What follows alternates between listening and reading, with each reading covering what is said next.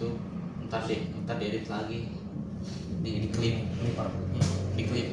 Saya jadi klipper juga seru sih. Banyak gitu. Ngabisin waktu. Terus Kalau ada campaign, kalau ada event di TikTok Mobile Legend, banyak yang ngeklip. Cuman ya ada yang beruntung, ada juga yang dia udah ngeklip banyak, ternyata kena aturan gitu loh, jadi nggak dapet uangnya. Tapi boleh dicoba sih kalau pengen ngeklip yang klip streaming ya, streamer Mobile Legends banyak yang klip yang maraton tuh, banyak juga maraton. saya mah sebenarnya mau survive kayak gitu. Cuman tolong satu, jamin kehidupan saya. Uang kuliah aman, buat operasional harian aman. Kalau ada yang nanggung saya mau gitu. Gak apa-apa, dari awal emang dari nol dulu emang. Kita upload tiap hari di YouTube misalnya sehari sekali ya. Gak apa-apa, gak dimonet gak apa-apa, gak masalah. Yang penting dalam proses itu tuh ada yang backup saya. Ya kalau kondisinya begini kan susah. Waktu habis di situ. Waktu kalau misalkan ngelos nih misalkan udah waktu habis di situ, monet belum tentu. Kalau sambil kerja udah sampai duluan.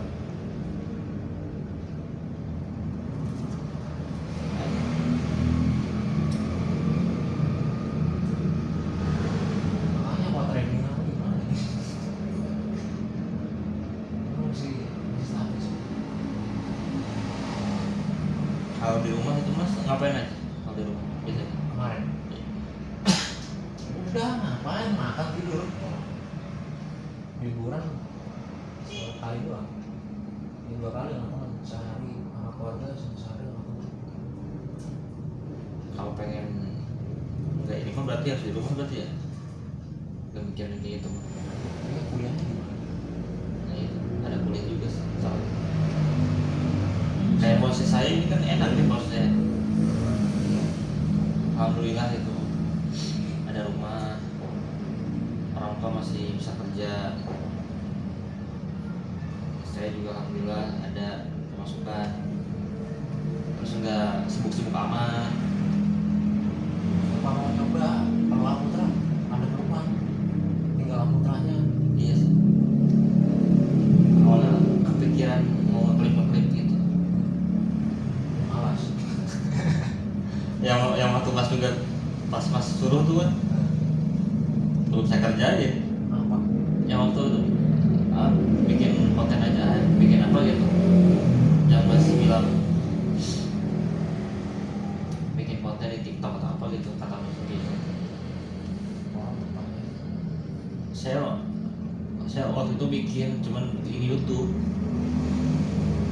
ya, nggak bakal kelihatan sama orang-orang sama di YouTube, belum saya masukin ke TikTok.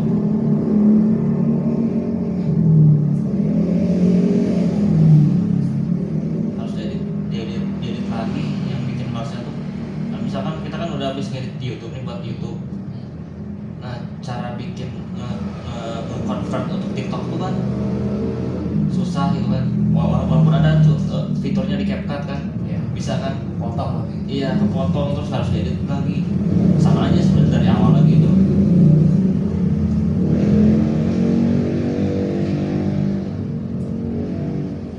Makanya itulah.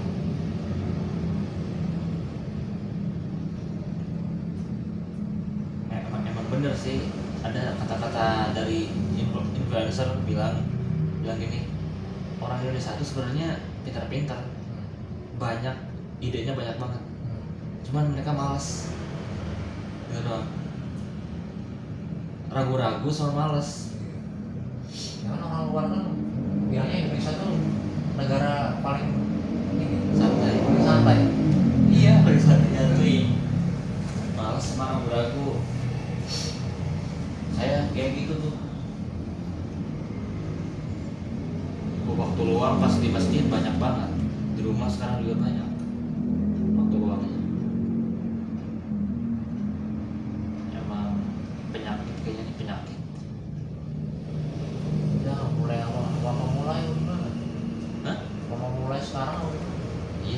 ini aja. udah klip aja. Ya cuman itu emang nggak bisa laku emang. Kalau nyaman dari orang lain kan nggak etis. Kalau misalnya konten dari orang lain nggak apa-apa sih kan, ada yang ngebolehin juga. Bisa aja cuman etika bersosial Yang bikin mereka ngambek tuh gara-gara nggak dikasih source-nya aja. Nggak dikasih ada. source. Yang paling baik sih begitu. Sama yang kalau full dia upload full ulang tuh di repost. Misalkan ada yang bikin video 1 jam, dia ngakunya sejam juga. Nah itu yang bikin kesel, yang marah tuh itu. Sama yang dibikin kayak di provok gitu loh, argumennya dibentur-benturin sama orang ini sama ini. Nah orangnya kesel, itu yang bikin isinya gitu kan. Kalau kita ngeklik orang yang bikin video atau yang streamer gitu kan, yang untungnya juga mereka. Jadi untuk banyak mengenal dia kan jadinya. Jadi apa ya, hubungan simbiosis mutualisme ya. Simbiosis kanibalisme. Saling menguntungkan.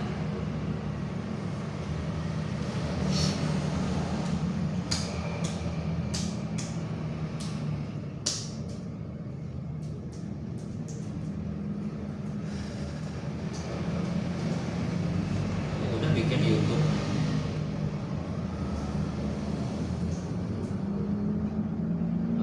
Tapi kalau di YouTube video biasa sih, video panjang gitu, 10 menit, bukan video.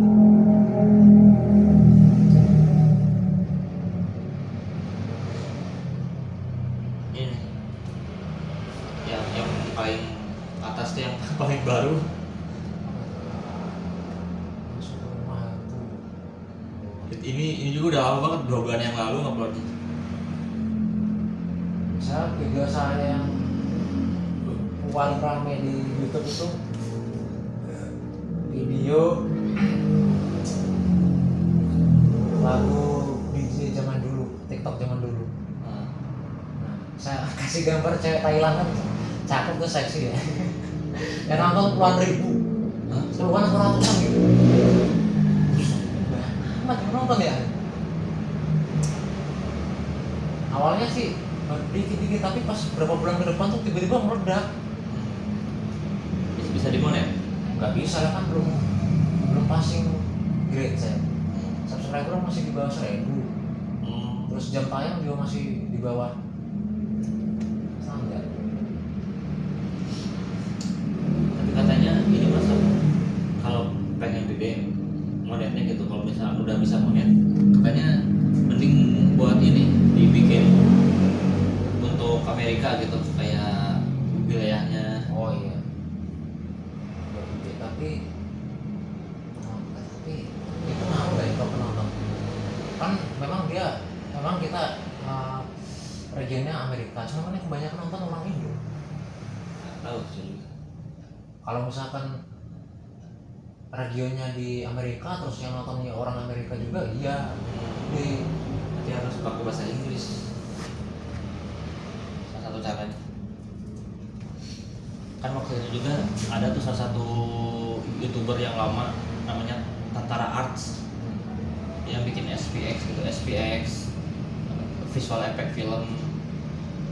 Kalau sekarang dia bikin content creator. Dulu katanya dia kan sebelum YouTube masuk ke Indonesia kan, YouTube kan udah ada YouTube di Amerika. Iya. Dan jadi dia tuh kalau upload video tuh dia tuh pasti otomatis yang punya ke Amerika regionnya, karena region Indonesia waktu itu belum ada. Dan orang Indo. Terus dan uangnya gede banget katanya. sekarang nggak bisa. Nggak tahu tuh, karena mungkin udah gak bisa kayak gitu lagi atau gimana gitu. Ya aturannya tepat.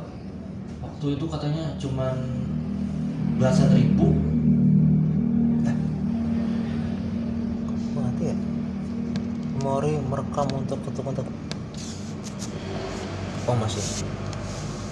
Yang nonton belasan ribu, uangnya sekali dapat 40 juta. Buset, tapi zaman dulu ya. Zaman dulu itu awal-awal katanya itu beberapa bulan YouTube sebelum masuk ke Indonesia. Nah pas sudah berapa bulan masuk ke Indonesia, katanya turun, kecil banget. Oh iya, berarti dia udah bisa mendetek pihak YouTube-nya. Ini orang Indonesia. Kita dibagi wilayah Indonesia aja. Iya, kayaknya gitu. Tapi kalau orang Indonesia kan dari ini juga ya, mungkin dari ngeliat dari follower, sosial medianya. Jadi orang yang mau jadi rata-rata yang YouTuber tuh duitnya gede itu dari iklan, dari iklan yang mau naruh di sana. Iklan apa sih namanya? Kayak brand gitu. Oh yang naruh, bukan otomatis dari YouTube. Bukan. Oh iya, ya benar yang paling gede. Ya karena mungkin udah ngelihat subscribernya udah 5 juta atau 10 juta, akun Instagramnya gede. Jadi kebanyakan orang Indonesia tuh uang gedenya dari sana katanya, bukan dari AdSense, bukan AdSense itu. Dan itu mah kecil banget.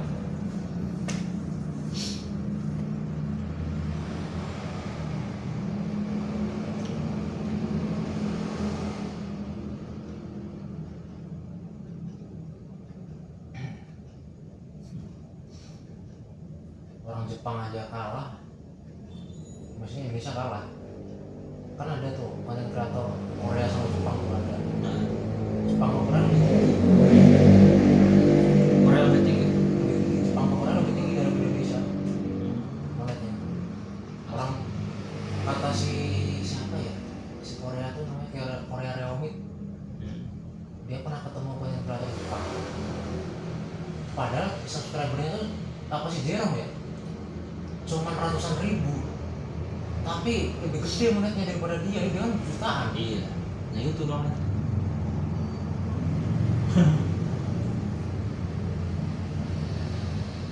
Kenapa kecil ya Indonesia ya? Memang dibikin begitu. Apa gara-gara warganya banyak? Enggak, dia bisa jadi salah satu faktor. Cuma kayaknya faktor ini memang dibagi, akhirnya dibagi. Kebetulan Indonesia itu negara berkembang. Nah, sistem dunia itu memang ngaturnya begitu. Negara berkembang itu nggak boleh jadi negara maju. Memang dipiara ya. Sampai kapanpun, sampai kiamat Indonesia akan seperti ini. Kalau misalkan negara-negara berkembang biarin misalkan, udah biarin maju aja biarin. Jadi bikin kecil gitu Itu ya. negara-negara yang sekarang maju itu kalah saing, takutnya kesaingan, habis itu berapa ratus tahun kemudian dia yang jadi negara berkembang justru. Iya. Soalnya kalau saya lihat kayaknya orang Indonesia itu kan orangnya konsumtif ya. Konsumtif memang karena Sangat dibikin konsumtif. begitu. Jadi pasti nonton terus kerjaannya, main game terus, maksudnya senang nonton gitu kan, senang nonton video. Harusnya kan lebih gede, Iya. viewsnya kan jutaan terus, tapi kok dikit banget duitnya. Memang begitu dibikin. Bisnisnya tuh emang dunia dibikin begitu. Sama ini global.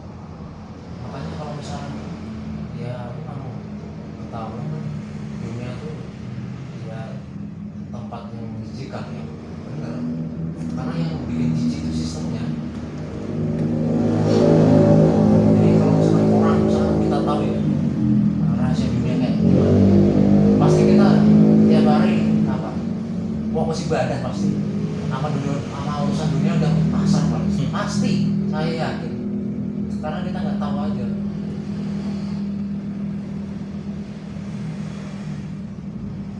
Makanya jadi gitu mulai belajar juga, saya belajar memahami dunia tuh sebenarnya kayak gimana, termasuk WHO, termasuk badan-badan besar. Iya, itu tuh mereka cuma bikin kayak NASA juga bikin narasi sendiri.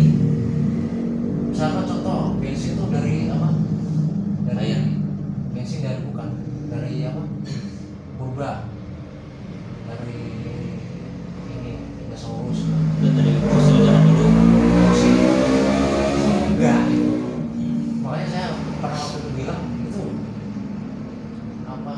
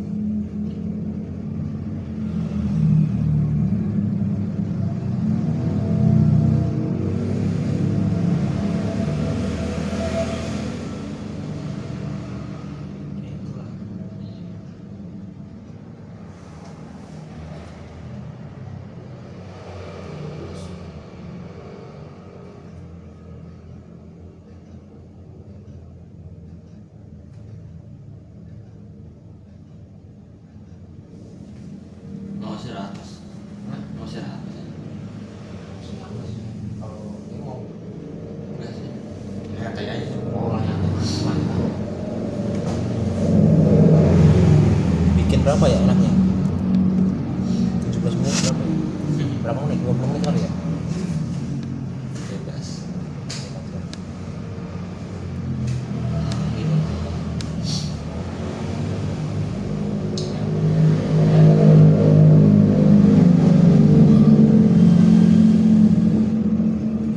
Berarti warung masih ada mas? Masih mana lagi libur sekarang, libur belum tahu berapa hari, tergantung yang masak. Sekarang aman, nggak ada yang Kemarin ada masalah dikit, jadi orderan fiktif. uh, Nah ini baru, metodenya baru sekarang. Untuk saya udah tahu. Ya walaupun belum pernah berpengalaman, tapi saya udah jadi ngeh gitu. Kesana nggak ada satupun yang bisa gitu. Bingung, pada bingung semua. Ceritanya ada orderan masuk, ada 7 item. 7 item, si customer minta yang bawah 3 aja. Dalam perjalanan ke menuju alamat, si driver dibilangin sama si customer, balik aja, nanti saya minta refund, cancel aja. Akhirnya baliklah dia, ya. Karena kan nggak bisa, si kita kan pihak merchant kan nggak bisa cancel nggak bisa, udah nggak bisa. Nah apalagi si Gojeknya nggak mungkin lah, kecuali dari pihak customernya. Nah, akhirnya kan nggak bisa di cancel. Nah, akhirnya diantarin lah dulu, penting nggak nyampe ke alamat dulu. Ternyata alamatnya alamat nggak ada, fiktif. Nah, mau diklaim nggak bisa karena mesinnya 7 tapi yang dibawa cuma 3, nggak bisa diklaim. Totalnya sekitar 200 berapa, hampir 300. Akhirnya gimana? Akhirnya saldo si driver yang kena, besoknya langsung minus gitu. Ya kita mau ini gimana, orang kita udah klik oke, kita bantu telepon call center juga nggak bisa karena dari pihak merchant udah sesuai, pihak merchant sudah melakukan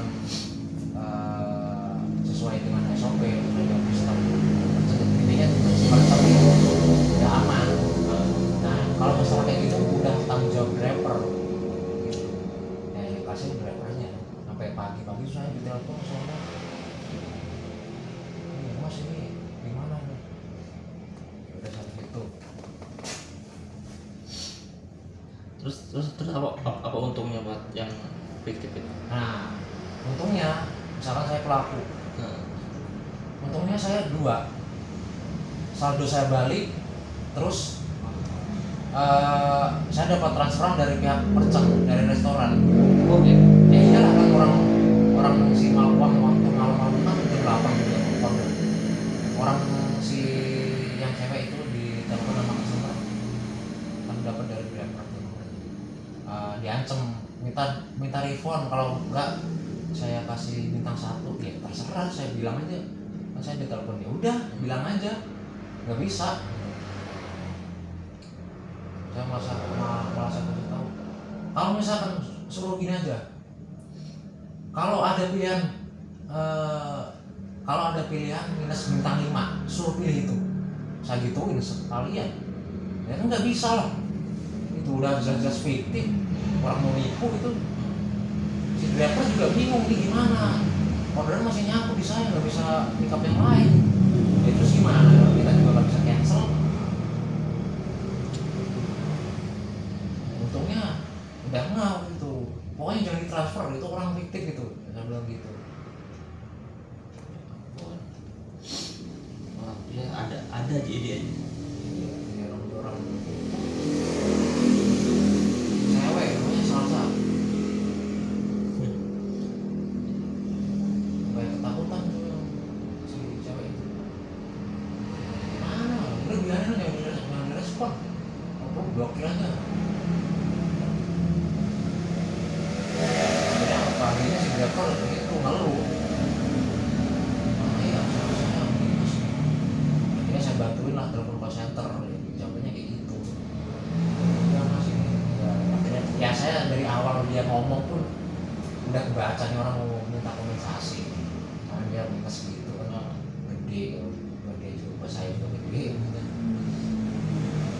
udah akhirnya ya udah nanti Mas, saya hubungin aja, saya hubungin nanti Mas. Karena dia menyangkut itu kan saya nggak bisa ngurusin karena kan saya harus ngobrol juga sama ownernya. Ya nanti mudah-mudahan ada jangan ada owner. Sebelum Mas tolong bantu ya. Ya. Ngobrol sejam apa ya?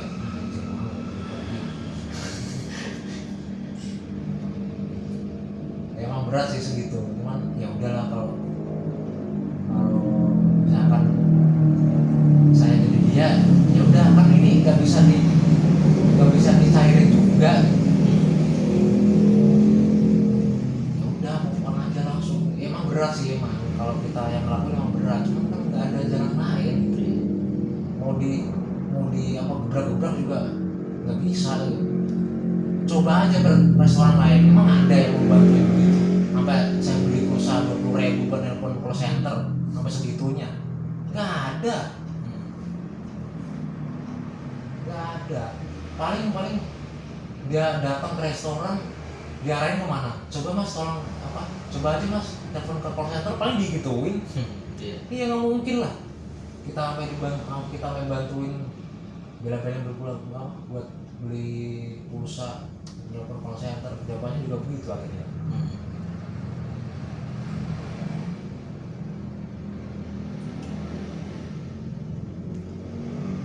Saya bilang langsung ini masih panas-panasnya.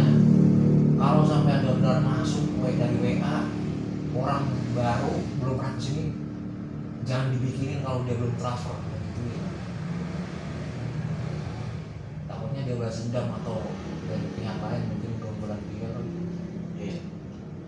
Takutnya kalau udah dibikinin kayak kesek ya, alamatnya nggak jelas udah diantar, kita ruginya di